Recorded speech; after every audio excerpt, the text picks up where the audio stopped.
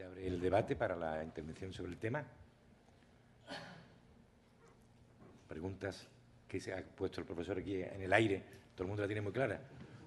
¿Todo el mundo lo tiene muy claro? Sí.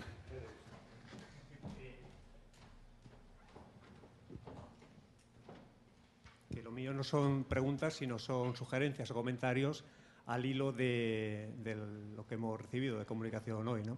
Lo primero en relación a la ponencia magnífica y muy divertida de Javier Armentia, y es en relación con el principio de precaución. Es decir, todos los educadores y los divulgadores científicos y tal, efectivamente, estamos plenamente interesados en desmontar todos los prejuicios y todos los clichés que arrastran la pseudociencia, ¿no? Que por otro lado son, desde el punto de vista emocional, muy difíciles de erradicar y de combatir, ¿no? Pero claro, la aplicación de la crítica a este tipo de pseudociencia muchas veces puede llevarnos en un extremo de lo que ayer se habla también de la arrogancia de la ciencia. Es decir, la ciencia no tiene respuesta para todos los descubrimientos y para todos los hallazgos que están apareciendo en la vida cotidiana. Entonces, muchas veces la propia comunidad científica, no solamente de la ONG, sino de los propios gobiernos, cada vez más adoptan y se plantean el compromiso de aplicar el principio de precaución frente a un dispositivo, un producto, una tecnología novedosa, ¿no? Entonces, claro, aplicar este principio de precaución hay que decir según y cómo, porque puede ser un principio de paralización, ¿no? Es decir, que no se haga absolutamente nada, y esto es una aplicación, digamos, perversa, sesgada de este principio, ¿no? Pero, por ejemplo, en relación con determinadas críticas, por ejemplo, con las antenas de telefonía móvil, con los alimentos transgénicos, que tú no has citado, pero también podría relucir ahí una enorme cantidad, por ejemplo, de basura pseudocientífica, pero también hay unos argumentos racionales, insisto en esta palabra de la racionalidad, que deberían ser tenidos en cuenta y que no se pueden despachar de un plumero diciendo que son simplemente pues, son prejuicios, ideas absolutamente sin contrastación con la realidad, ¿no? Me refiero, por ejemplo, los efectos térmicos o no térmicos de los campos electromagnéticos, hay que investigarlos más, independientemente de que haya mucha superchería al respecto, y hay que aplicar también una serie de principios precautorios, por ejemplo, lo que significa no abusar del uso de los móviles, impedir su abuso, incluso su uso, por ejemplo, para niños, etcétera, etcétera, porque efectivamente está demostrada, ahí sí, una determinada incidencia que no es cancerígena, por lo menos no sabemos, pero que sí tiene incidencia por lo que se llama la barrera hematoencefálica, etcétera, etcétera. Entonces, todo esto hay que explicarlo bien, sin caer, repito, en irracionalismos y en planteamientos que son absolutamente inviables. La antena de telefonía móvil es una tecnología que ha venido para quedarse, pero evidentemente tampoco sin despachar, digamos, de tirar el agua sucia con el niño dentro, como suele decir en lenguaje coloquial, ¿no? Entonces, esto es importante. Los transgénicos igual, por ejemplo, hay muchos argumentos que son irracionales contra los transgénicos, pero un principio de precaución significa que hay que identificar muy bien este tipo de productos, saber si puede haber hibridación o no, por ejemplo, de productos naturales, etcétera. Y esto no es pensamiento irracional, no es pensamiento mágico y no es pensamiento, digamos, que deba ser despachado y que deba ser absolutamente, digamos, puesto en negación, ¿no? Es una impresión, lo digo como, digamos, profesor y también como ONG, ¿no? como ecologista, ¿no? Y en relación con la segunda intervención, yo pienso que hay que ser mucho más claros. Las jornadas del año pasado fueron muy instructivas, espero, o leccionadas al respecto en el sentido de lo que actualmente, por ejemplo, está literalmente cortocircuitando e impidiendo una auténtica educación científica en nuestros alumnos es lo que el profesor Tobeña el año pasado hablaba del pensamiento tóxico, es el pensamiento constructivista, del que hemos tenido aquí, por ejemplo, un ejemplo. Es decir, pensar ese espontaneísmo de los alumnos de que haciendo un remedio y una aplicación falsa y absolutamente caricaturesca del método científico en el aula van a adquirir, digamos, y llegar a las altas cumbres del conocimiento, está literalmente abocado al fracaso. Entonces, mientras no desmontemos la secta psicosociopedagógica, no es desgraciadamente solamente psicólogos, sino son pedagogos, son también sociólogos de la educación, que tienen literalmente secuestrado lo que es la capacidad de decidir en relación con el tratamiento que tiene que ser en la enseñanza de las ciencias y en la enseñanza general, la educación no levanta cabeza. Vamos, lo decimos los que tenemos experiencia, llevamos más de 30 años, por ejemplo, dando clase de forma ininterrumpida, ¿no? Y mientras tengamos esta secta que está literalmente limitando nuestra capacidad de autonomía, atentando incluso a nuestra dignidad profesional e imponiéndonos un sectarismo de signo contrario al que tuvimos que padecer bajo la enseñanza del franquismo, realmente la enseñanza científica y la enseñanza general seguirá estando tocando fondo. Entonces, o desmontamos realmente los Álvaro Marchesi, César Coll, Fernández Enguita, Jimeno Sacristán, por decir nombres y apellidos, que todo el mundo conoce y que los hemos leído, etcétera, o si no, realmente la enseñanza seguirá en la postración absoluta en la que se encuentra en la actualidad y, desgraciadamente, no levantaremos cabeza. Muchas gracias. ¿Quiere contestar? contestarle al... ¿Quiere contestarlo?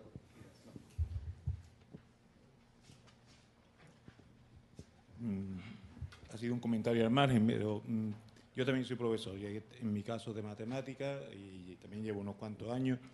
Yo soy del plan antiguo, yo hice el PREU, ¿eh? Y también soy de Sevilla.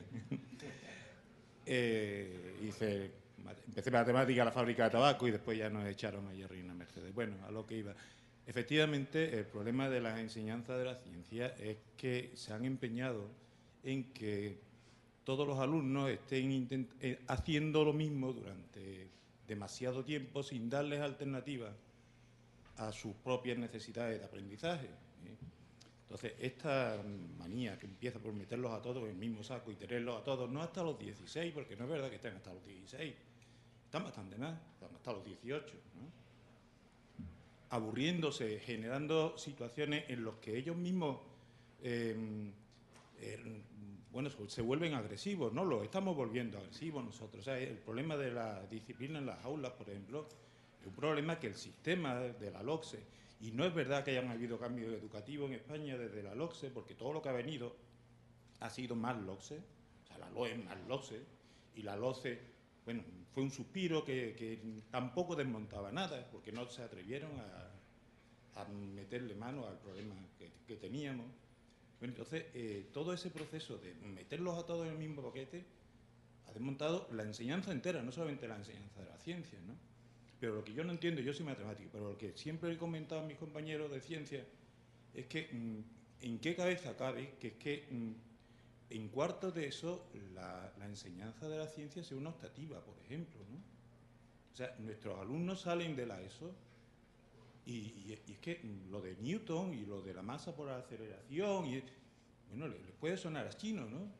Y después se les mete en el bachillerato y se les plantea una asignatura en la que, bueno, todo es opinable, ¿no? Y esa ciencia, tecnología y sociedad, no sé qué, esa asignatura en la que resulta que la ciencia, pues, es una opinión, ¿no? Y lo otro es otra opinión. Y todo va en el reino de las opiniones. Entonces, bueno, la formación científica con la que salen nuestros alumnos de la ESO es penosa y del bachillerato bastante penoso. Entonces, llegan a la universidad y, claro, estamos diciendo, se nos están desmontando o estamos teniendo casi que desmontar las carreras de ciencia que ya no son ciencia, ¿no? Las clásicas, matemáticas, física, química, etcétera, se están quedando sin alumnos. Bueno, fundamentalmente porque no pueden con ellas, ¿eh? No pueden con ella. Yo todos los años, bueno, cada vez más me cuesta recomendarle a alumnos míos que se vayan a hacer matemáticas o que se vayan a hacer física, ¿no? ¿Cómo le voy a recomendar eso si sé que se van a estrellar la mayoría de ellos? Porque es que, bueno, ni tienen los hábitos de trabajo, ni tienen los conocimientos, ni tienen los conocimientos mínimos necesarios para decir, bueno, yo me meto en un sitio donde no me voy a meter en una trampa, ¿no?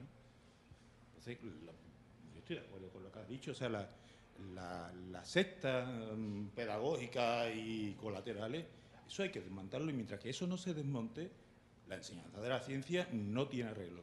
Y es un problema internacional porque es que la secta no es una secta española. Es que eso, bueno, Pinker lo tiene denunciado, pero también lo tiene denunciado Bunge, o sea, la crítica al constructivismo, por ejemplo, de Mario Bunge, me parece clarísima. El libro que tiene escrito, que creo que es relativamente reciente, aunque en él ya todo es antiguo, ¿no? Sobre la psicología, ¿no? Creo que tiene que 4 o 5 años, ¿no? Que a lo mejor un poco más, no lo sé, yo lo leí entonces. Bueno, me parece que es clarísimo, ¿no? Mientras que toda esta situación no se arregle y creo que es un problema internacional, ¿no? No es solamente un problema de este país, la cosa se ve negra, ¿no? Muchas gracias. Tiene la palabra pedida y Manolo. 1, 2. Venga. Da igual. ¿Puedo hacer otra pregunta? Sí, con respecto a... Quería hacer un par de observaciones con respecto a lo de la enseñanza, que muchas veces los teóricos lo que hacen es crear como disyuntivas falsas, ¿no? Es decir, enseñas a aprender, ¿enseñas conceptos o enseñas a aprender? Dice, y ya puestos, ¿por qué no enseñamos a aprender a aprender? Quiero decir, ¿cómo se puede enseñar a aprender por oposición a enseñar conceptos? Porque una cosa, evidentemente, todos estamos de acuerdo en que la enseñanza memorística y todo eso no va a ninguna parte. Ahora bien, lo que no podemos pretender es que el alumno es el buen salvaje y que, protegido por toda esta comunidad benévola de profesores y de autoridades, el alumno en el aula vaya descubriendo el fuego, vaya descubriendo la rueda, vaya descubriendo el movimiento de los astros, porque eso no es así. Es decir, no hay diferencia en la realidad, en el mundo de la realidad, no hay diferencia entre aprender actitudes, como todo este lenguaje, y aprender conceptos. Porque lo que hace el conocimiento es que transmite, si se hace con éxito, transmite o despierta algo que es connatural a la especie, que es la curiosidad. Y es una curiosidad que el profesor, que la tradición dirige. No es una curiosidad en el vacío pedagógico, que en el fondo es en la inocencia del buen salvaje. La inocencia del buen salvaje adoctrinada por el comisario político, del que se ha hablado aquí. Es decir, aquí todo depende. Yo hablaba ayer de comisarios y del buen salvaje, y es eso. Es decir, por una parte está el comisario político que da las directrices, y por otra está el buen salvaje, que es el que en su playa aprende divirtiéndose, aprende a inventar el fuego, aprende, porque todo lo demás además lo aprende en cono, ¿no? Es decir, sin diferencias de concepto. Yo cuando mi hija, tengo 3 hijos y he visto la caída progresiva. Mi hija ya no estudió una cosa que se llama conocimiento del medio. Conocimiento del medio, que un día estudiaban el gorila y otro día estudiaban si te caes en el suelo, te compras una tirita, ¿dónde compras la tirita? ¿No? Y había mucho cuidado, eso sí, que hubiera representación igualitaria de niños y niñas y todo eso. Entonces, los conceptos con los cuales la mente, y no son conceptos naturales, son conceptos que se tienen que enseñar. Y además es que no hace falta que es decir, el niño no tiene que descubrir por su cuenta que si se tira por las escaleras va a ser malo. Eso como experiencia es bonito, ¿verdad? Sí, a todos nos parece que es más creativo aprender que si te tiras tú por la escalera, te caes, te rompes una pierna y dices, fíjate qué bien lo he aprendido, ¿no? Que dice, no te tires por la escalera, niño, que te caes, ¿no? Pero claro, el profesor Morgado ha hablado de algo para lo que está dotado el cerebro humano, que es la capacidad virtual de proyectar experiencias ajenas, en la cual, entre otras cosas, reside la capacidad de crear arte y literatura y de disfrutar de ellos. Es decir, la capacidad de proyectar una experiencia no tenida. Eso parece que en la enseñanza, por lo poco que yo sé, no. Y luego hay otra cosa, que es esa cosa de la obsesión de crear teorías sobre cosas. Mi hija estudia traducción en la universidad. Está en el último curso. La traducción es una de las cosas más atractivas que puede haber, ¿no? Mi hija dedica la mitad del tiempo, más de la mitad del tiempo, a aprenderse unos apuntes ininteligibles sobre traductología, teoría de la traducción. Es decir, porque si solo eres traductor, es una vulgaridad, es lo que hacen los guías turísticos, ¿no? ¿No? Pero si tú eres traductólogo, dices, pero vamos a ver, yo le digo a mi hija, pero a ti no te enseñan historia de la traducción, porque si enseñas historia de la traducción, tienes que enseñar la historia entera de la cultura. Y es una cosa extraordinaria, interesantísima. Ayer se hablaba del camino por el cual la ciencia griega y Aristóteles llega a Occidente, a la cultura occidental, a través del camino de los persas y de los árabes. Eso es maravilloso. Y mi pobre hija y sus compañeros y sus compañeras están desesperados aprendiendo una cosa que es falsa, que es palabras. Traductología. ¿Cómo traductología? ¿Eso qué es? Teoría de la traducción. ¿No? ¿Enseñamos a enseñar? ¿Enseñamos a enseñar a enseñar? ¿Enseñamos a traducir o enseñamos a traducir a traducir? De verdad, me parece que, insisto en algo que dije ayer, es decir, el ser humano, por su naturaleza, porque nace muy desprovisto de todo, tiene un instinto que es el de aprender. Y paradójicamente hay presupuestos gigantescos y millones de personas dedicados a frustrar esa curiosidad. Porque claro, tanto decir, si es una ciencia o no es una ciencia, ¿por qué no nos conformamos con que las cosas sean un arte, sean un oficio? ¿Hacer guitarras es una ciencia? No, señor. Y es dificilísimo. Y requiere una vida entera. Ayer hablábamos de formas de conocimiento y yo citaba unos mapas que hay en el Museo de Historia Natural de Nueva York, que son los mapas que usaban los polinesios para navegar. Es decir, esto es una hazaña tecnológica, para navegar por toda Polinesia, no llevándose por las corrientes y no con la Kon-Tiki ni nada de eso, con un conocimiento muy cuidadoso de las corrientes, de las estrellas y todo eso.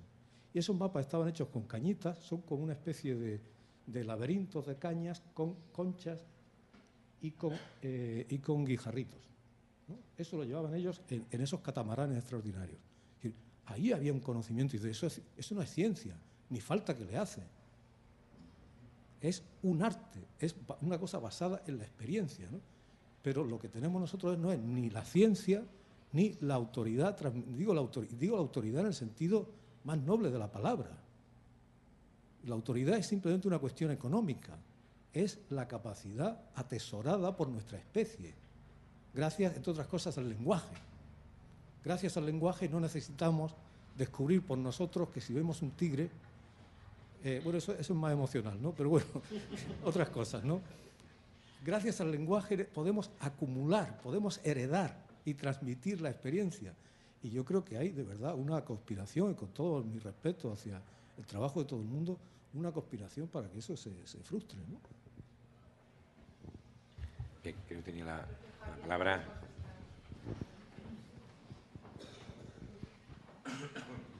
No, por no polarizar un debate, yo no puedo contestarte. Yo no sé las certezas que tú tienes, pero sé que no son certezas científicas. Es decir, no hay un mecanismo fisiológico por el cual una radiofrecuencia del teléfono móvil tenga efectos no térmicos, aunque hay alguna publicación que apunta a ello. Pero no ha sido considerada como evidencia suficiente ni probable, siquiera por el panel internacional de expertos que investigan sobre el tema de los efectos de los campos magnéticos para la Organización Mundial de la Salud. Yo comprendo que desde grupos de opinión y desde ideologías se puede llegar al punto de llegada que quieres llegar sin necesidad de este tipo de pruebas. Yo asumo que tengo mi ideología y tengo algunas ideologías, pero no pretendo que eso es el dato científico, ¿no? El criterio de precaución que se está estableciendo en muchos casos en Europa son criterios puramente políticos y económicos.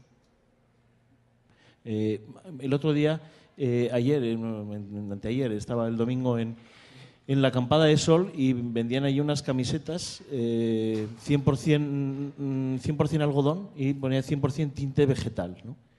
Lo que no sabían es que el 100% algodón es 100% algodón transgénico, porque en el mundo, desde hace ya 5 años, todas las camisetas chachis de algodón son de algodón transgénico, que es perfectamente idéntico al algodón no transgénico, todo hay que decirlo, es algodón. Sin embargo, era un contrasentido, ¿no? Es decir, estar vendiendo un producto 100% natural que era 100% artificial, como cualquier algodón que se hubiera puesto en los últimos 40 años, ¿no? Aunque no fuera transgénico. Es decir, posiblemente estamos disfrazando de ideología, de ciencia, aquello que es ideología. Yo creo que es algo que se comentó ayer. Mi opinión, ya digo, sin más. Sí, tiene la palabra. Sí, yo quería comentar simplemente. No, simplemente quería comentar algunas cosas. Estaba aquí en la mesa esta porque, en principio, yo cuando terminé la carrera, yo hice las oposiciones de instituto y estuve 2 años, casi 3, hasta que pedí excedencia para ir a la agencia EFE, profesor de física y química. Y bueno, ya hace bastante tiempo, pero me sigo considerando profesor de instituto, profesor de ciencia. Pienso que muchos hemos hecho las oposiciones básicamente, por ejemplo, por 2 razones. Primero, porque eran unas oposiciones que estaban al alcance de cualquiera es decir, hay otras oposiciones como las de pues a lo mejor juez o ese tipo de cosas, que tienes que tener una renta determinada para poder sobrevivir durante mucho tiempo preparándote esas oposiciones con un preparador, con lo cual ahí hay una especie de selección económica, y en la propia universidad también hay una selección económica, porque las becas, en mi caso, por ejemplo, además mi padre se había prejubilado. Yo no podía, me dieron la beca FPU y yo no podía vivir con la beca. Es decir, es que era mejor sacar la oposición. Y luego pedí una excedencia cuando saqué otra en la agencia EFE, ¿no? Es decir, eso me da una, en fin, no mucha, pero una pequeña autoridad para ver un poco que sí que hay muchísimos problemas en la enseñanza de la ciencia. Y a pesar de que ahora doy justamente lo contrario, o sea, ahora doy letras porque doy técnicas de reporterismo y doy periodismo, bueno, todavía recuerdo aquella circunstancia. A mí me parece, por ejemplo, que hay varios elementos que son en la enseñanza en España que son peligrosos. Por un lado, Javier, por ejemplo, es un muy buen, además yo conozco trabajos de él, es muy bueno en didáctica, pero es muy bueno porque es físico. Pero es que hay muchísimos profesores de didáctica de la ciencia que no han estudiado ciencia, porque el llegar, y como hay muchos profesores de periodismo científico que tampoco han estudiado ciencia. Es decir, porque tú llegas de una determinada manera. Y ahí hay un problema de la propia universidad que yo ayer bromeaba, pero no sé si es broma o no broma con Javier Armentia, respecto a escribir un libro en su colección sobre la Universidad Vallatimo, ¿no? Porque hace poco un de estos que hay en Estados Unidos, un empresario, daba dinero a gente que se fuera de la universidad porque decía que la universidad mataba a la gente inteligente, ¿no? Es decir, pues que es verdad que estamos haciendo unas estructuras y superestructuras de gente que está cogiendo un poder determinado y que se está erigiendo en el que es quien tiene que hacer las cosas. Yo no me explico que un licenciado en periodismo se pueda considerar mejor periodista de tribunales que un licenciado en Derecho. Pero es que ahora, hoy en día, eso es así. Es que yo soy licenciado en periodismo, es que tú no sabes no, perdón, es que para ser periodista de tribunales, lo primero que hay que saber es que no es lo mismo imputado que acusado y que se confunde. Y a mí me parece, cuando te vienen diciendo, ¿no? Es que ¿para qué? De hecho, es terrible. Yo doy periodismo científico, cada vez me gusta menos a veces, porque en toda la asignatura de periodismo científico yo no doy nada de ciencia. Yo doy que es la revista Nature, que es el CSIC, que sí, que el CSIC es un sitio donde hay científicos y que las universidades también, y lo que significa el reportaje y la diferencia entre la crónica y el reportaje, pero allí nadie sabe lo que es un gen, ni lo que es un átomo. Entonces, y esta gente es la que va, en teoría, a acceder a eso, ¿no? Y eso a mí me sigue pareciendo, y a pesar de que sea duro decirlo, yo no tengo claro que se estén haciendo en las universidades los adecuados planes de estudio. Ahora con Bolonia considero que ha habido un retroceso en muchas titulaciones. La mía, por ejemplo, que antes era Ciencias de la Información, ahora ya no se llama así, ahora se llama Periodismo y Comunicación Audiovisual para tener dos distintas y tener más gente. Pero no nada. ¿Y en Comunicación Audiovisual qué dan? ¿Aprenden a hacer cine? No, teoría del cine, teoría de la imagen, teoría... Y al final tienen un bombo en la cabeza que les quita las ganas de hacer cine, que a lo mejor algún día la tuvieron. Y entonces yo digo, ¿y eso por qué existe? ¿Por qué existe? ¿Y por qué no se le hace algo? Y respecto a la enseñanza en el instituto, yo pienso que hay un problema, y que son los profesores de instituto no han sido suficientemente críticos y no se han organizado para protestar de forma coordinada contra eso, que lo hemos hecho los de la universidad. Cuando nos han venido con Bolonia a decir que tenemos que hacer otro método, no, ¿quién me va a decir a mí cómo enseño yo? Enseño yo bien. Bueno, los médicos, no vean, los médicos dicen, ¿qué me van a decir a mí cómo voy a enseñar yo medicina? Y está el célebre refrán ese en toda la universidad ahora, ¿no? El que sabe hace, El que no sabe enseña y el que no sabe enseñar, enseña a enseñar, ¿no? Entonces, bueno, pues ha habido una crítica y una respuesta total. No, nosotros aquí no vamos a cambiar, porque de medicina sé yo. Y claro, a mí me parece que se tiene que organizar. Y bueno, ya simplemente una cosa. Habría que mirar, por ejemplo, en China o en Corea del Sur, donde hay muy buenos resultados en ciencia, ¿cuáles son los métodos pedagógicos? Pues son bastante duros. Bastante duros. Manolo, me parece que tiene la palabra.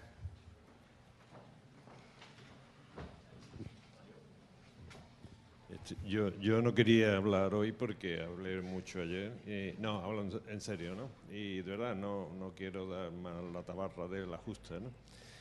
Lo que ocurre es que, por lo pronto, estoy de acuerdo con vosotros, y en particular contigo, al 100%, ¿no? Pero lo que quería era remarcar brevemente algunas cosas, ¿no? Primero, creo que sois conscientes, pero por si acaso lo remarco, de la gravedad de la situación. Es muy, muy grave. Esto ya no vale el plañiderismo. No sé si me explico. Nos estamos jugando el futuro. Como país e incluso a otros niveles, yo creo que incluso europeos. Pero mientras que otros países europeos están reaccionando, aquí todavía no. Y esto ya se acabó la broma, creo yo, ¿eh? Y por lo tanto, esto que dice Carlos es verdad. El plañiderismo ya debe ser historia y os tenéis que organizar, los que seáis profesores, pero con mucha firmeza. Esto no puede seguir así. Segundo lugar, insisto, os recomiendo, porque yo creo que el proceso en el que hay que entrar tiene que ser de acción ya. Os recomiendo un artículo de un compañero vuestro y mío también, que escribe hoy en El País, en una cuarta, que estaréis de acuerdo con él o no, pero por lo menos empieza a dar una idea y el camino para hacerlo. Vamos a discutir sobre eso y si se puede, se hace. Y si no, se discute, pero para hacerlo, porque no tiene nada que ver con todo la trayectoria que ha habido hasta aquí. Y ahora os voy a dar un par de experiencias, una sueca y otra mexicana. En la de México estoy además muy contento, ¿no? Porque el librillo ese que habéis visto ahí, yo hice un librito sobre los 10 experimentos más bellos de la física, ¿no? Entonces recibí un correo de la universidad de una profesora de la UNAM que querían hacer unos folletos sobre cada uno de esos 10 experimentos, con experimentos para niños y que los iban a repartir gratuitamente en las bocas de metro.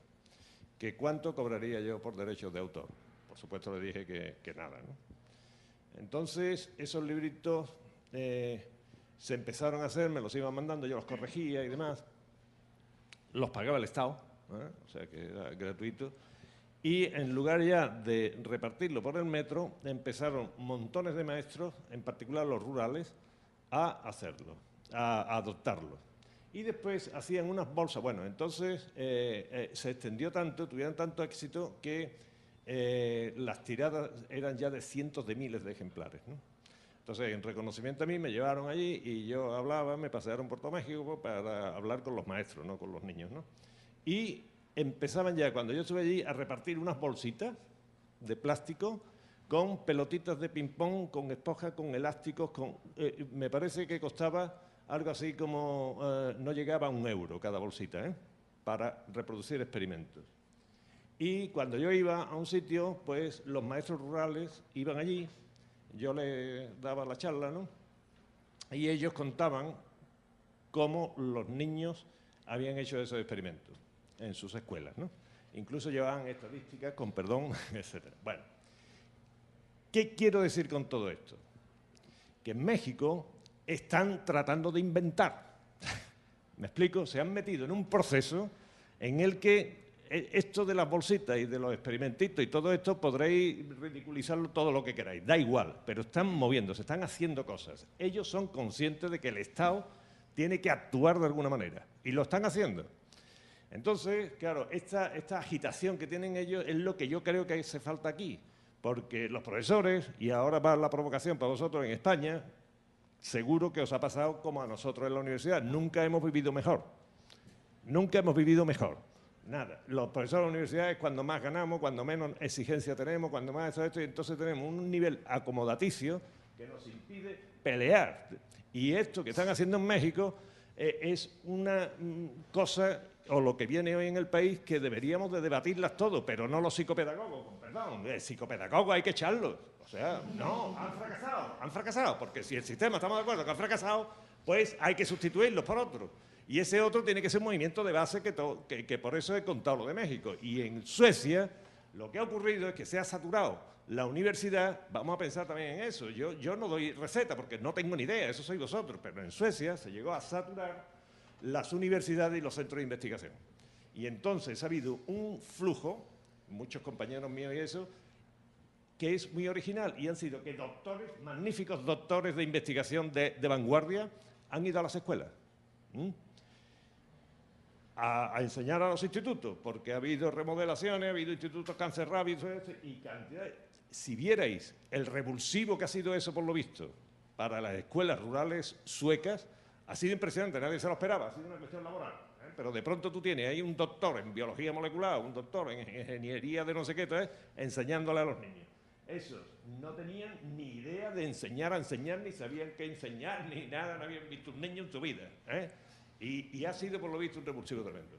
Con estas tres cosas, la del país, lo de México, lo de Suecia, que son tan dispares, como podréis ver cuando leáis lo del país, es lo que me parece que hay que hacer. O sea, moverse en la dirección que sea. Los que tenéis experiencia tendréis que marcaros y equivocaros todo lo que sea, pero no estéis en manos de gente que durante los 30 años de democracia han fracasado.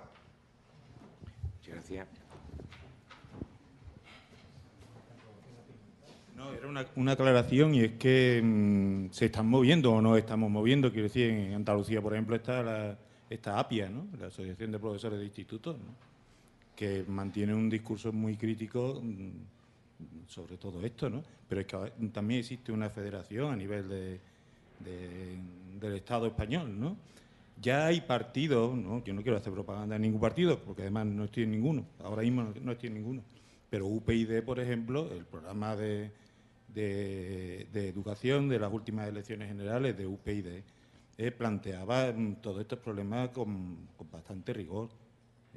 O sea, que yo creo que decir que aquí no nos estamos moviendo, que todo esto está pues parado, que nos están comiendo el terreno, hombre, yo creo que ya hay una reacción. Yo creo que esto es un camino en el que se ha tocado fondo y que, vamos, ya veremos dónde termina, porque, en fin, afortunadamente también estamos en un país democrático y ahora no podemos oír cuatro iluminados diciendo ahora lo que hay que hacer es no sé qué y otros iluminados sustituir a los iluminados anteriores. No, yo creo que ese no es el tema, ¿no? Yo creo que es un proceso de renovación, en el que hay que enterrar muchas cosas, porque hay que enterrar muchas cosas, y hay que desenterrar algunas cosas que estaban muy bien.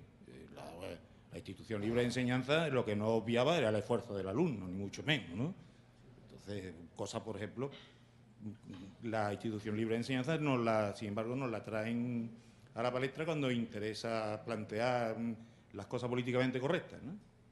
Pero cuando hay que resucitar el esfuerzo, pues entonces ya no, ¿no? Entonces, bueno, nada, simplemente que nos estamos moviendo, ¿eh? Lo único que ocurre es que el movimiento empieza con mucha inercia y habrá que ver hasta dónde llega. Muy bien. ¿Alguien del público quiere intervenir? Bueno, pues yo un poco, no he leído el artículo del periódico, lo haré después, pero sí hay más movimientos y algunos, pues, satisfactorios y en realidad bastante bonitos. En Cádiz este año se ha celebrado la 6ª edición, el 6º encuentro de alumnado investigador, y 300 chicos con actividades de investigación que sus profesores, como buenamente hemos podido, muchas horas de trabajo que hemos compartido y que gratificante, no, maravilloso. Y ese es un movimiento y está desde dentro y ha sido aquí en Cádiz, en San Fernando, con el Instituto Botánico de Centro Anfitrión, y todas las demás ediciones, todas han sido en Cádiz. Con lo cual, un movimiento dentro, y ha venido gente de otras partes de España, pero la mayoría hemos sido gaditanos. Eso por un lado.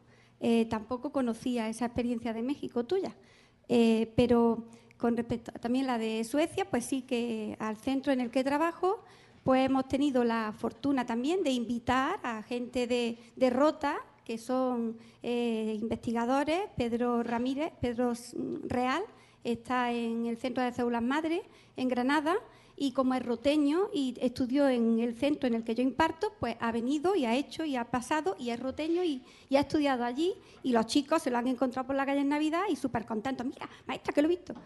Y Juan Carlos Galindo también, que estuvo contándoles cómo el viaje en el Hespérides, como en la Antártida, y fue fascinante.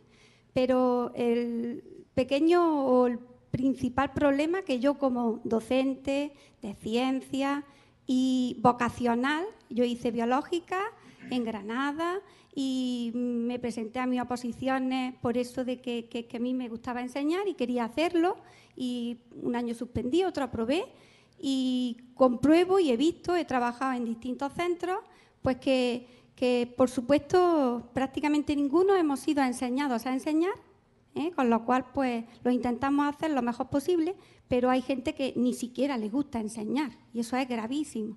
Eso es gravísimo, porque los chiquillos que caen en esas manos pues detestan las cosas. Y ¿por qué no damos esa confianza o cobijo que la pedagogía, la psicopedagogía nos podría dar a los que intentamos enseñar, ya que no la conocemos?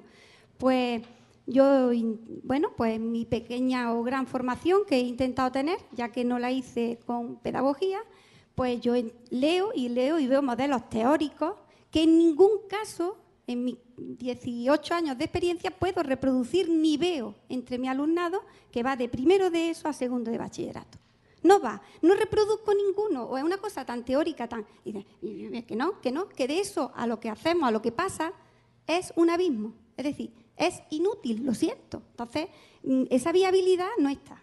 Por eso tal vez no tengamos fe en ese tipo de trabajo, ni nos parezcan, nos aporten apenas cosas, porque se desligan de la realidad. Entonces no los puede llevar a la práctica. Y en cierta manera sí que creo que la pedagogía nos podría enseñar y nos debería de enseñar es a ellos que conocen el grado el desarrollo cognitivo del niño, cómo va, pues cómo no nos pueden, no controlan, vigilan, ven, custodian, que lo que se les enseña a los niños, los conceptos que tenemos que transmitirles o que queremos transmitirles, tienen capacidad para comprenderlos. Porque es que yo cuando he visto y reviso en los mismos libros de ciencias naturales en los que imparto, o cuando he visto los de mi hija estudiando en primaria o en grupos de trabajo que en años anteriores he tenido con centros de primaria, yo decía, pero ¿cómo va a entender esto un chiquillo si es que es imposible? Entonces, ese desligado del concepto con la capacidad que tenga el niño para aprenderlo, los pedagogos, pues serían ellos si conocen ese desarrollo, ya que no estamos formados para enseñar y lo hacemos muchos de nosotros lo mejor que podemos, y hay mucha gente a la que ni siquiera le gusta. Un segundito, por más o menos réplica, pero muy poco.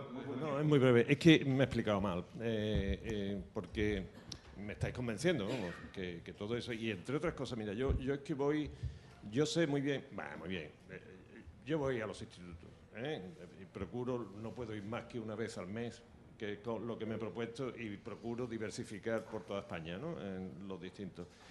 Y yo veo cada cosa que es fascinante, ¿no?, desde Zafra hasta y Castolas del País Vasco, y en Cataluña, en Lérida, estuve la última vez, se hacen unas cosas magníficas, o sea, que yo sé lo que se están haciendo en los institutos, por lo menos a los que voy, ¿no?, y ver las experiencias. Esto tiene que ser una cuestión de Estado. ¿Me explico? O sea, es que si no, no me he explicado bien. Es que cuando yo he dicho lo de México, lo he dicho lo del resto y esto, lo único que quiero decir es que en absoluto penséis que yo critico, porque hay institutos como todos, buenos, malos y regulares. Y hay creativos y hay mortecinos y hay de todo, como en la Guardia Civil, como en las unidades de la Guardia Civil, del Ejército, de la Universidad y de los departamentos en todas partes. Yo sé muy bien lo que se hace. Pero o esto emerge como una cuestión colectiva, como pasó a nivel nacional en Suecia en un aspecto, en otro lo que dice el país, o en otro como pasó en México, lo que sea, si esto se convierte en un movimiento que tenga su reflejo en la organización estatal y política de la enseñanza, o quedaremos con anécdotas gloriosas, pero no será un problema de solución a nivel de país, que es lo que hace falta ahora mismo. Sí, a ver si atendemos un poco aquí el Twitter, porque nos están diciendo de todo menos bonitos por no atenderles. Dicen que estamos a lo nuestro y no nos hacemos caso. No, parece ser aquí alguien dice, lo que dice esta mujer, supongo que la intervención anterior es una gran verdad. Mi profesora de griego nos daba muchísima caña, nos exigía muchísimo, pero nos transmitía su pasión, nos azuzaba. Después nos han dicho aquí que no les atendemos, pero no veo yo preguntas. A ver, más arriba, a ver, espera. A ver si, espera. No, esto no, a ver. No sabes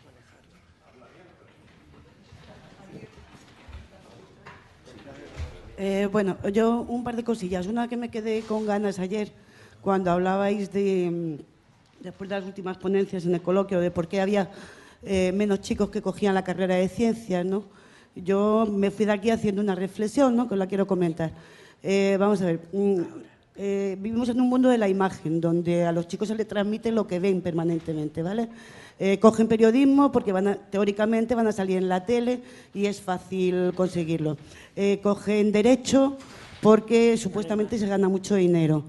Cogen psicología porque está de moda, ¿vale?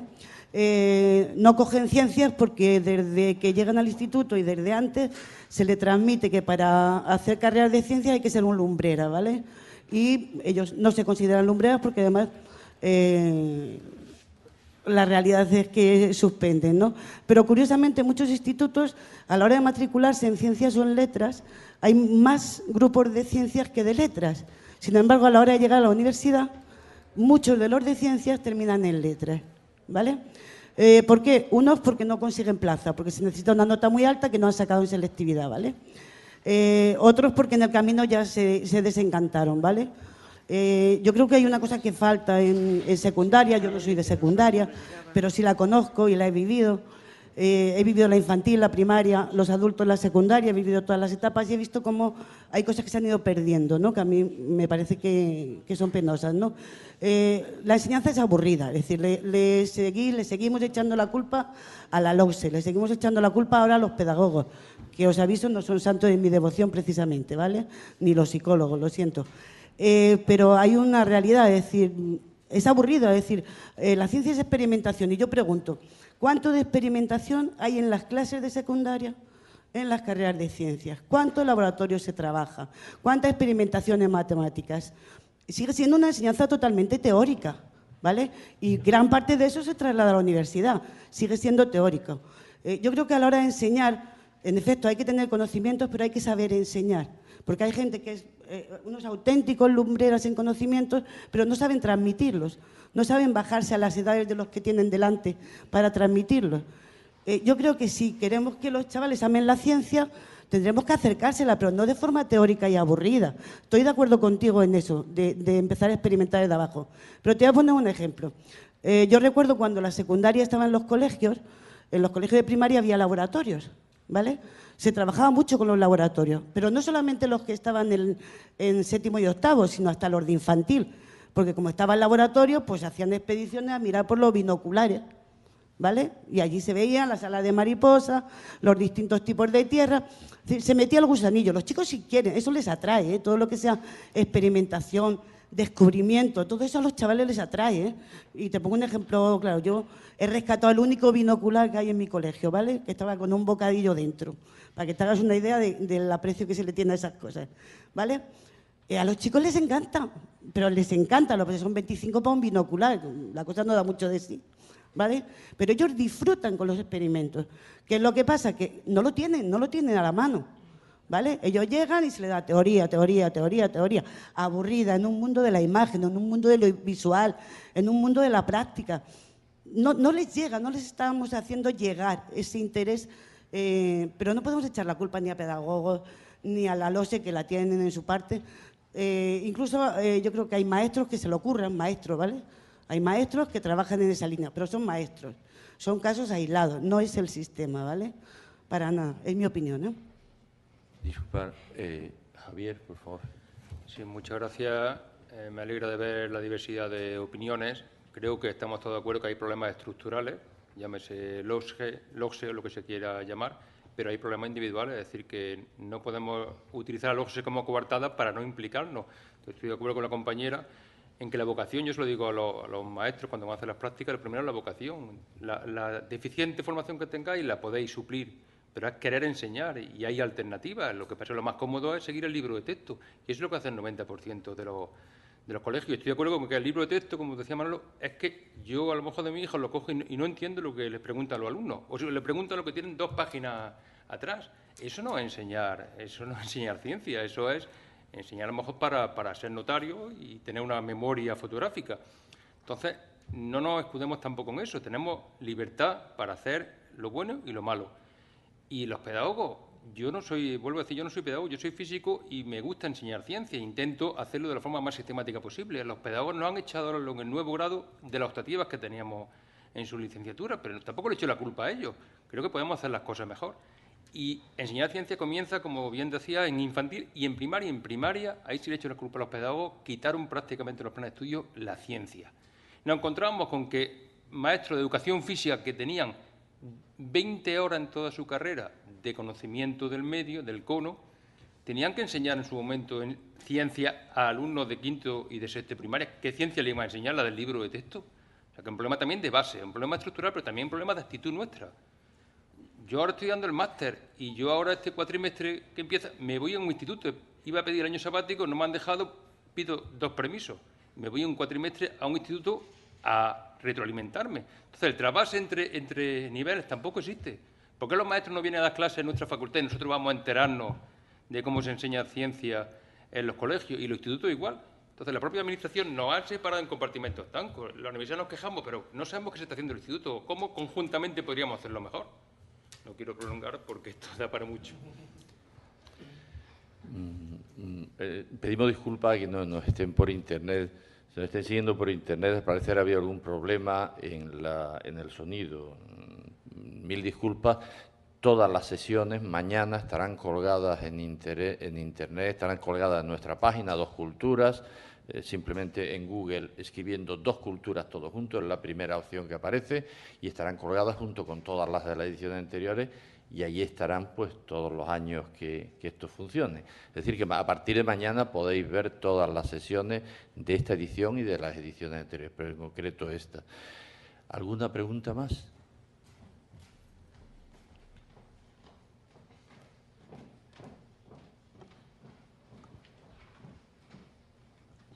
Hola, lo mío más que una pregunta es un comentario a título de estudiante, que yo creo que el problema, que hasta hoy no había oído hablar del tema de la vocación, que creo que es lo que hace que el mundo, entre comillas, vaya funcionando en este sentido, sería que yo creo que el problema es que vivimos en una sociedad acomodada, que como se comentaba ayer, por ejemplo, es mucho más fácil buscarte un trabajo en el cual no se considera que haya tanto sacrificio, porque yo tengo muchos compañeros que acaban una licenciatura que no tiene nada que ver con magisterio, y directamente ocurre eso, se ponen a hacer el CAP pensando simplemente en ser funcionarios, que igual habría que hacer el concepto de ciencia de investigación algo más atractivo desde la base directamente, para que tú no estudies una carrera porque la has empezado, la has terminado, porque ya la has llevado, para luego acabar haciendo otra cosa totalmente distinta a lo que como tal es mi opinión, vamos.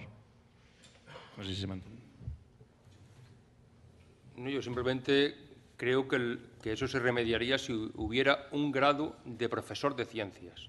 Ya ni máster ni CAP, un grado, donde uno estudiara por las ciencias fundamentales y alguna didáctica de las ciencias. Evidentemente hace falta también. Pero claro, uno desde el principio sabría lo que va. El problema es que ahora se mete uno, cuando yo ponía, ¿por qué se mete una profesora? Que se lo pregunte cada cual. Yo como la compañera, yo sí lo hice vocacionalmente, pero no sé si todo el mundo lo hace así.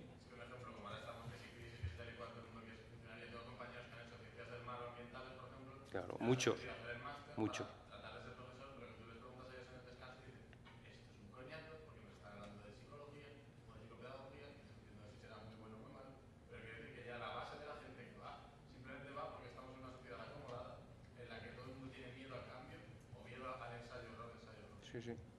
Estoy de acuerdo.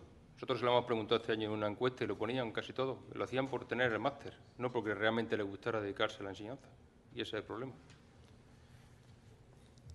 Hola. Yo quería hacer un comentario que tiene relación, pero voy a lo más general. De verdad, creemos que actualmente a la sociedad le interesa la educación y la ciencia en particular, porque Hay un tema que ayer se comentó algo, no sé si fue el profesor Manuel Lozán, sobre que puede ayudar la enseñanza de la ciencia a la democratización.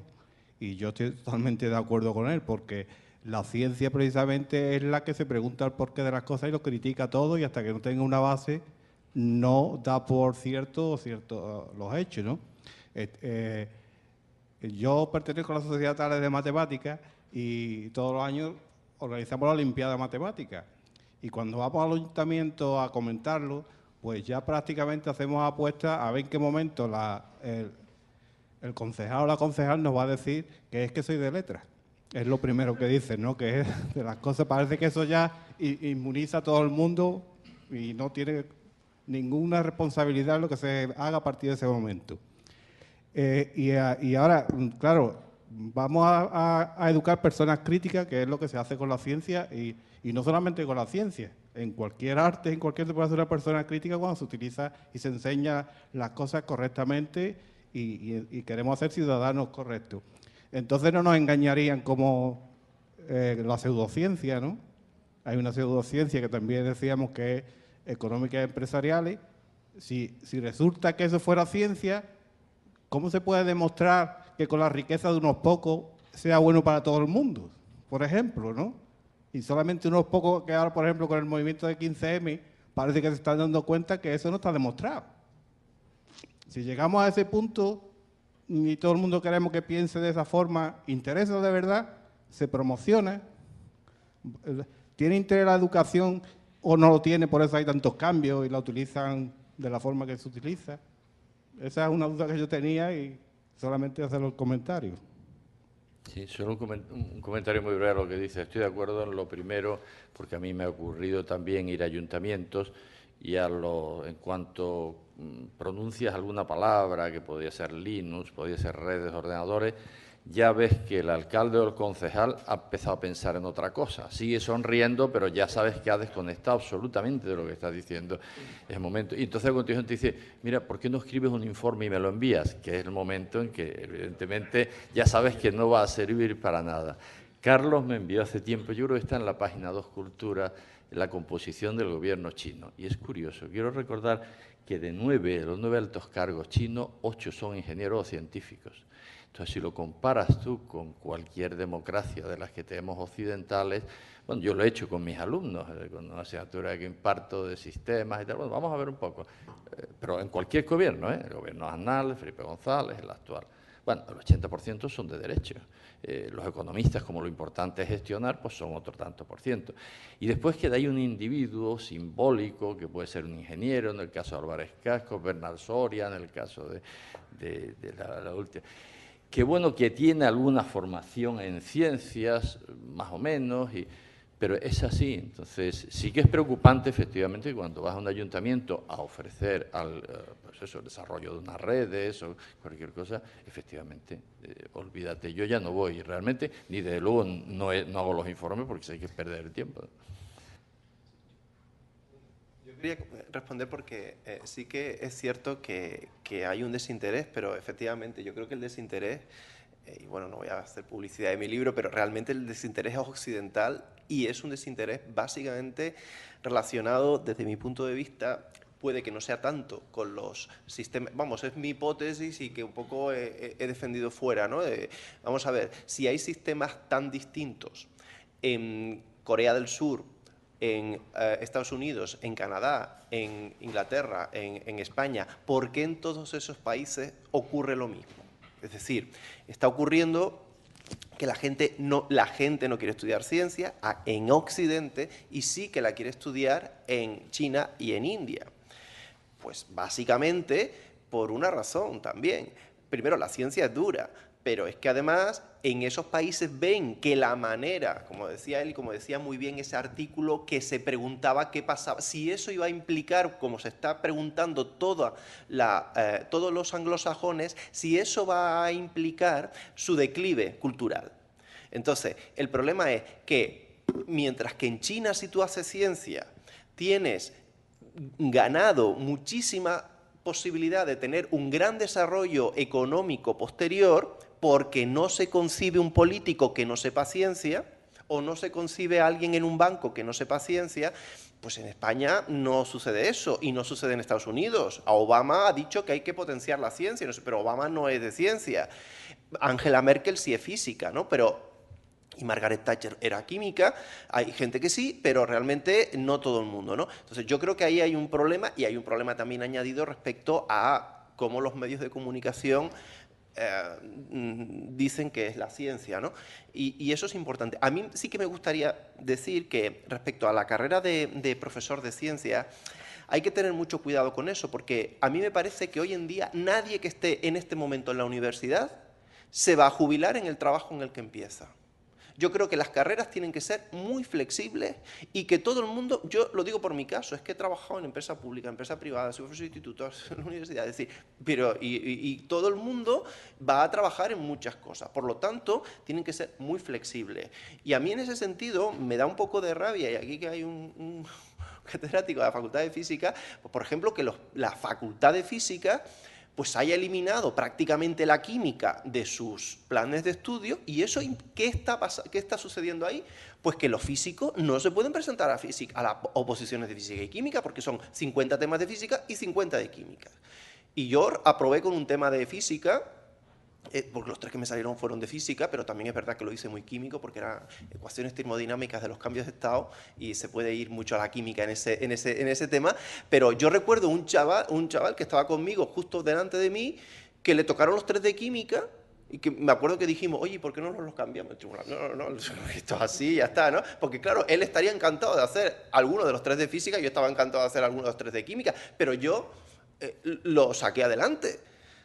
Y además aprobé sin tener experiencia. Quiero decir que a mí me parece que cuando tú quitas la química, es verdad que a lo mejor la física no necesita la química, es cierto. Los químicos sí que necesitamos la física, pero la física, con las matemáticas, ellos se van. Pero cuando tú quitas la química y quitas la bioquímica, pues realmente tú estás diciéndole a esas personas que solo pueden ejercer en una determinada, que solo pueden ser físicos, porque yo creo que los profesores cuando hacen un plan de estudio están pensando en qué formación es la mejor para tener los becarios a los que tengan que enseñarles menos para hacer investigación, no en la formación mejor para ese individuo.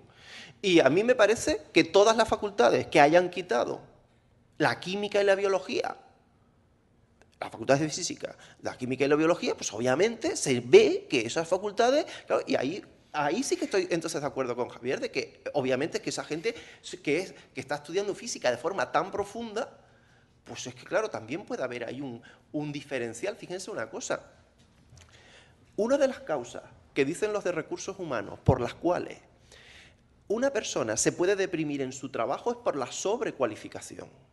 Es decir, no es verdad que un veterinario sea el mejor carnicero. Es cierto que a lo mejor sabe muchas cosas de tal, pero no tiene por qué ser el mejor carnicero. La sobrecualificación hace que tú te desmotive. Una persona que estudia 5 años de matemáticas con la topología diferencial, no sé qué, de los espacios de Hilbert, no sé, yo de verdad, eso es lo mejor. Yo pienso que, por ejemplo, la Universidad de Cambridge no tiene licenciatura en física concreta, sino en ciencias. Tú vas luego haciendo unos itinerarios más o menos, son solo 3 años, aquí hemos puesto otra vez en Bolonia 4, y luego tú te haces un gran máster para ahí. Yo no sé cuál sería la solución, pero desde luego, y bueno, yo cuando fui profesor de instituto, con el primer director, que eso es lo bueno de ser funcionario, el primer director ya tuvo una bronca, porque a mí me tocaba física y química en el nocturno y unas matemáticas en el diurno, y tenía que compartir, que eso a los profesores de instituto no nos gusta, y resulta que la física de cómula daba él porque decía que era físico, pero él había hecho las oposiciones de matemáticas, y tuve yo que reclamar al inspector, decir, vamos a ver, ¿quién da esto? ¿El que es físico o el que ha hecho las oposiciones de física y química? Y me dio la razón, y el hombre se tuvo que aguantar. Es decir, cuidado, porque no se está formando muchas veces para algo que sea pluridisciplinar y que podamos tener muchísimas posibilidades de trabajar. El chairman me da la palabra para que conteste a una pregunta que tenemos aquí en Twitter un poco extraña, pero voy a intentar responderla. Dice algo así como: ¿a qué lugar corresponde la parte verde de atrás del cerebro? Y no sé a qué se refiere, porque no sé si hemos proyectado alguna imagen que tenga una parte verde, pero en cualquier caso le quiero decir a la persona que hace esta pregunta que el lóbulo occipital, que es la parte de atrás del cerebro, es la primera parte de la corteza cerebral que recibe la información desde la retina, es decir, sobre energía luminosa, a través del tálamo. Pero no es la única parte del cerebro que procesa la visión. En realidad la visión se come también casi todo el lóbulo temporal y buena parte del parietal, de tal manera que ahora sabemos que de toda la corteza cerebral hay una enorme cantidad de tejido, probablemente más del 60 o el 70%, que está implicada en el procesamiento de la visión, ya que somos seres profundamente visuales. Así que la respuesta es sí, puede ser una parte relacionada con el procesamiento visual, como él sugiere más adelante, pero no es esa la única parte del cerebro que está implicada en la visión. El lóbulo occipital sirve para tener la experiencia fenomenológica de ver, pero sin el lóbulo temporal veríamos, pero no sabríamos qué es lo que estamos viendo. Es decir, es el lóbulo temporal el que le da sentido, en base a la información que tiene acumulada y la que recibe de otras partes del cerebro, a lo que vemos, para saber exactamente cuál es la semántica de una percepción. Muy bien, yo creo que estamos ya acabando, entonces si queréis, pero una última pregunta, por favor, porque ya hemos media hora retrasado. Solo quería compartir una anécdota porque me parece que puede hacer reflexionar un poquito, o nos puede hacer reflexionar a todos. Mira, yo siempre había escuchado eso de que los chinos y coreanos y tal son muy buenos con las matemáticas. Y yo decía, bueno, ¿y por qué, no? Entonces, bueno, pues llega un correillo del abaco chino, me pongo a abrir el vídeo y me quedo alucinada, claro. Esos niños de 4, de 12 años, suma 4.322,5.600.000 no sé cuatro. Y suma hecha. Y yo alucinada, claro. Unas cantidades increíbles, ¿no? Y ahora se ve una clase, se ve el maestro, se ve todos los chicos ahí, y todos calladitos, y dice el maestro, ¡ah! Y hacen todo, suma hecha. Y yo pensé, a ver, vamos a trasladarlo a nuestras clases, a nuestros chicos. Primero, en vez de estar todos calladitos, estarían todos hablando unos con otros, ¿vale? Y cuando el maestro dijese, ¿qué quiere decir? Ponerse a trabajar. Empezaría, maestro, ¿y esto ahora qué tengo que hacer? Y ahora tengo que mover esto para acá. Oye, ¿tú cómo lo has hecho? No es una anécdota, pero pensar sinceramente lo que significa, ¿vale? Creo que es muy importante. Que no tenemos futuro. Es ese. Es que no, China va a ser la cultura y el país del 21. Hay para acabar, una cosa. Yo llevo muchos años he trabajado en empresas y trabajo en departamentos de calidad. Hay un libro que es del gran gurú de la calidad japonesa, que es Kaoru Ishikawa. Kaoru Ishikawa habla, en ese libro, las primeras páginas hablan de la escritura. Ellos tienen que aprender 1000 caracteres, un niño, para medianamente saber algo. Imagínate, después de aprender 1000 caracteres, yo me imagino que ese niño, claro, le eché una ecuación diferencial de segundo grado y dice, bueno, esto, quizá también eso influya, ¿no? Desde pequeñito, pienso. Él, curiosamente, cuando yo empecé a leer el libro, pensé que iba a hablar de otras cosas, pero no, habla del budismo, habla del confucianismo, habla del lenguaje, habla de las escrituras. Quizá tenga que ver mucho con eso, no lo sé, pero me llamó la atención que en lugar de ser un texto de calidad que empieza a hablar de calidad, empieza a hablar de cosas que en principio parecen no tener relación. Bueno, pues nada más. Muchísimas gracias por vuestra asistencia, muchísimas gracias a los que nos estáis siguiendo por internet. Espero que os haya gustado, espero que hayáis aprendido, y por lo menos para mí es una vez al año en que mi cabeza sale de lo ordinario, entendido en el sentido de lo común, de lo diario, y puedo empezar a pensar en cosas nuevas. Y bueno, muchísimas gracias a todos.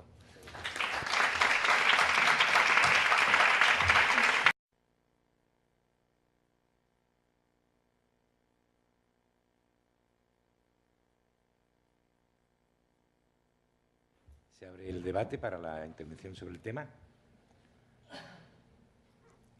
Preguntas que se ha puesto el profesor aquí en el aire. ¿Todo el mundo la tiene muy clara? ¿Todo el mundo lo tiene muy claro? Sí.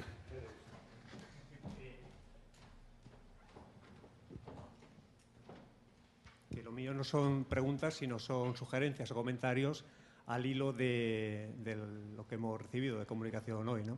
Lo primero en relación a la ponencia magnífica y muy divertida de Javier Armentia, y es en relación con el principio de precaución. Es decir, todos los educadores y los divulgadores científicos y tal, efectivamente, estamos plenamente interesados en desmontar todos los prejuicios y todos los clichés que arrastran la pseudociencia, ¿no? Que por otro lado son, desde el punto de vista emocional, muy difíciles de erradicar y de combatir, ¿no? Pero claro, la aplicación de la crítica a este tipo de pseudociencia muchas veces puede llevarnos en un extremo de lo que ayer se habla también de la arrogancia de la ciencia. Es decir, la ciencia no tiene respuesta para todos los descubrimientos y para todos los hallazgos que están apareciendo en la vida cotidiana. Entonces, muchas veces la propia comunidad científica, constructivista, del que hemos tenido aquí, por ejemplo, un ejemplo, es decir, pensar ese espontaneísmo de los alumnos de que haciendo un remedio y una aplicación falsa y absolutamente caricaturesca del método científico en el aula van a adquirir, digamos, y llegar a las altas cumbres del conocimiento, está literalmente abocado al fracaso. Entonces, mientras no desmontemos la secta psicosociopedagógica, no es desgraciadamente solamente psicólogos, sino son pedagogos, son también sociólogos de la educación, que tienen literalmente secuestrado lo que es la capacidad de decidir en relación con el tratamiento que tiene que ser en la enseñanza de las ciencias y en la enseñanza general, la educación no levanta cabeza. Lo decimos los que tenemos experiencia, llevamos más de 30 años, por ejemplo, dando clase de forma ininterrumpida, ¿no? Y mientras tengamos esta secta que está literalmente limitando nuestra capacidad de autonomía, atentando incluso a nuestra dignidad profesional e imponiéndonos un sectarismo de signo contrario al que tuvimos que padecer bajo la enseñanza del franquismo, realmente la enseñanza científica y la enseñanza general seguirá estando tocando fondo. Entonces, o desmontamos realmente los Álvaro Marchesi, César Coll, Fernández Enguita, Jimeno Sacristán, por decir nombres y apellidos, que todo el mundo conoce y que los hemos leído, etcétera, o si no, realmente la enseñanza seguirá en la postración absoluta en la que se encuentra en la actualidad y, desgraciadamente, no levantaremos cabeza. Muchas gracias. ¿Alguien quiere contestarle al...? ¿Quiere contestarlo?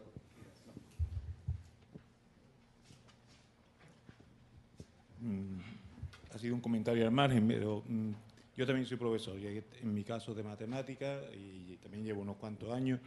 Yo soy del plan antiguo, yo hice el PRE, y también soy de Sevilla. Empecé matemática en la fábrica de tabaco y después ya nos echaron allí a Reina Mercedes. Bueno, a lo que iba. Efectivamente, el problema de las enseñanzas de la ciencia es que se han empeñado en que todos los alumnos estén haciendo lo mismo durante demasiado tiempo sin darles alternativas a sus propias necesidades de aprendizaje. Entonces, esta manía que empieza por meterlos a todos en el mismo saco y tenerlos a todos, no hasta los 16, porque no es verdad que estén hasta los 16, están bastante más, están hasta los 18, ¿no? Aburriéndose, generando situaciones en las que ellos mismos se vuelven agresivos, no lo estamos volviendo agresivos nosotros. O sea, el problema de la disciplina en las aulas, por ejemplo, es un problema que el sistema incidencia por lo que se llama la barrera hematoencefálica, etcétera, etcétera. Entonces, todo esto hay que explicarlo bien, sin caer, repito, en irracionalismos y en planteamientos que son absolutamente inviables. La antena de telefonía móvil es una tecnología que ha venido para quedarse, pero evidentemente tampoco sin despachar, digamos, de tirar el agua sucia con el niño dentro, ¿no? Como suele decir en lenguaje coloquial, ¿no? Entonces, esto es importante. Los transgénicos igual, por ejemplo, hay muchos argumentos que son irracionales contra los transgénicos, pero un principio de precaución significa que hay que identificar muy bien este tipo de productos, saber si puede haber hibridación o no, por ejemplo, con productos naturales, etcétera. Y esto no es pensamiento racional, no es pensamiento mágico y no es pensamiento, digamos, que deba ser despachado y que deba ser absolutamente, puesto en negación, ¿no? Es una impresión, lo digo como, digamos, profesor y también como ONG, ¿no? como ecologista, ¿no? Y en relación con la segunda intervención, yo pienso que hay que ser mucho más claros. Las jornadas del año pasado fueron muy instructivas, espero, o aleccionadas al respecto en el sentido de lo que actualmente, por ejemplo, está literalmente cortocircuitando e impidiendo una auténtica educación científica en nuestros alumnos es lo que el profesor Tobeña el año pasado hablaba del pensamiento tóxico. Ese pensamiento no solamente de las ONGs y de los propios gobiernos cada vez más adoptan y se plantean el compromiso de aplicar el principio de precaución frente a un dispositivo, un producto, una tecnología novedosa, ¿no? Entonces, claro, aplicar este principio de precaución hay que decir según y cómo, porque puede ser un principio de paralización, ¿no? Es decir, que no se haga absolutamente nada, y esto es una aplicación, digamos, perversa, sesgada de este principio, ¿no? Pero, por ejemplo, en relación con determinadas críticas, por ejemplo, con las antenas de telefonía móvil, con los alimentos transgénicos, que tú no has citado, pero también podría relucir ahí una enorme cantidad, por ejemplo, de basura pseudocientífica, pero también hay unos argumentos racionales, insisto en esta palabra de la racionalidad, que deberían ser tenidos en cuenta y que no se pueden despachar de un plumero diciendo que son simplemente pues, son prejuicios, ideas absolutamente sin contrastación con la realidad, ¿no? Me refiero, por ejemplo, los efectos térmicos o no térmicos de los campos electromagnéticos, hay que investigarlos más, independientemente de que haya mucha superchería al respecto, y hay que aplicar también una serie de principios precautorios, por ejemplo, lo que significa no abusar del uso de los móviles, impedir su abuso, incluso su uso, por ejemplo, para niños, etcétera, etcétera, porque efectivamente está demostrada, ahí sí, una determinada incidencia que no es cancerígena, por lo menos no sabemos, pero que sí tiene